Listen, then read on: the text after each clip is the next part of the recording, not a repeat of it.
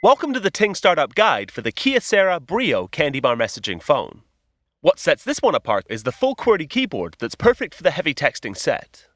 In this episode, we'll unbox the Kyocera Brio, we'll take an in-depth tour of the phone itself, and we'll charge the battery for the first time. Upon opening the box of your Kyocera Brio, you'll find the phone sitting front and center. Below that, you'll find the product manual.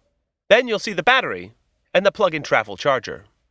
The Kyocera Brio has a 2.2-inch display at 320 by 240 pixels. It's not going to melt your eyeballs with awesome, but it does the job. It averages 4.7 hours of talk time with the 870 mAh battery. It offers Bluetooth 2.0 for hands-free talk, and the rear-facing camera is a 1.3 megapixel. All in all, it's a pretty basic but fairly well-appointed feature phone. Let's take a look at the hardware. The star of the show here is the 4-line QWERTY thumb keyboard. This makes the Brio an ideal texting and emailing phone. Above the keyboard, we have the 2.2-inch LCD screen. To the top right of that, we see an LED that alerts to charging status and waiting messages. On the back of the phone, we see the 1.3 megapixel camera and the external speaker. Remove the battery back cover by inserting a fingernail into the ferrule at the bottom and pulling up. Insert the battery by lining up the contacts and then pushing in and down. With the battery back off, we can also see the microSD card slot for expandable storage.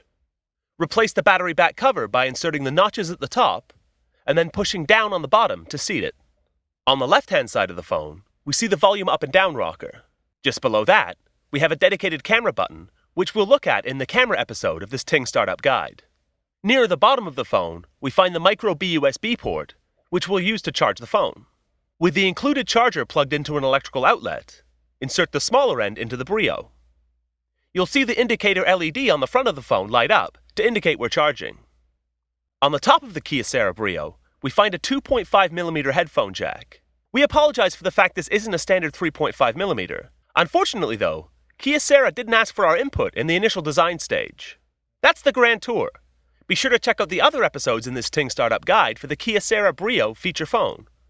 We'll look at using the camera, setting up email, pairing a Bluetooth headset, and much more. Enjoy your new phone.